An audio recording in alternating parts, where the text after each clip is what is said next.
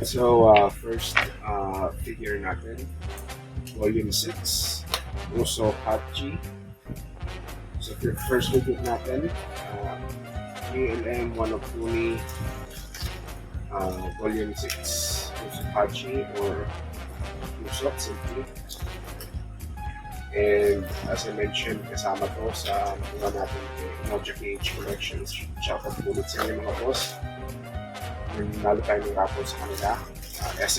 SHC Wanokuni, JLM Wanokuni set. So kung nakikita nyo naman, balik na balik pa. MIB. And okay. So may espada pala si Yusuf doon, hindi ko napansin lang. Hindi naman ginagamit.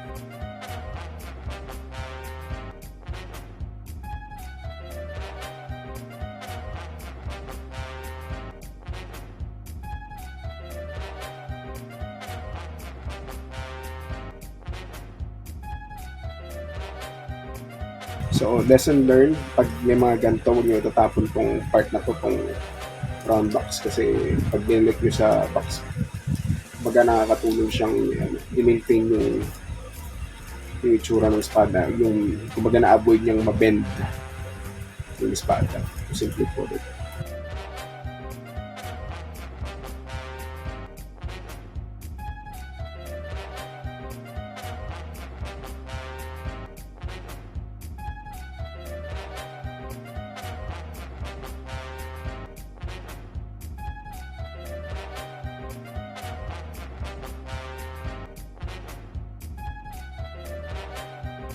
Okay, so gaya ng ginagawa natin sa ibang figure, pusuhan natin si Usopp.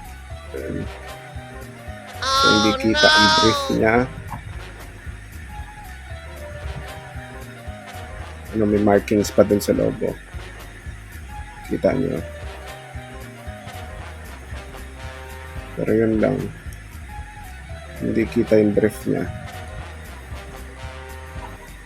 Safety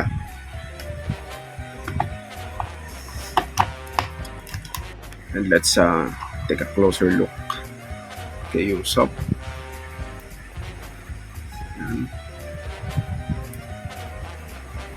Parang devil fruit yung buhok niya.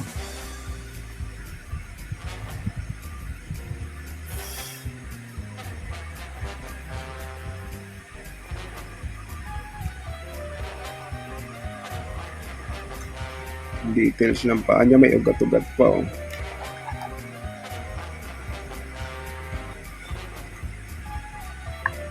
And gaya ng ginagawa natin sa ibang figure, height test. Ginagawa mo? Height test.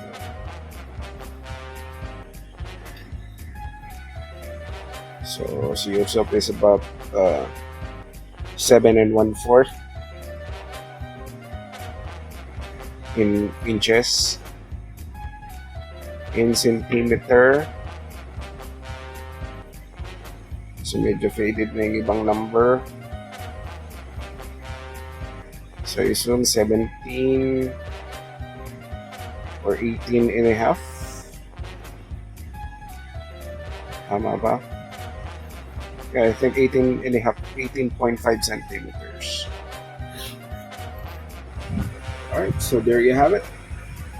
DXF JLM Wanokuni, Volume 6, Uso Hachi or Usopp. So, all the montage. Pagod.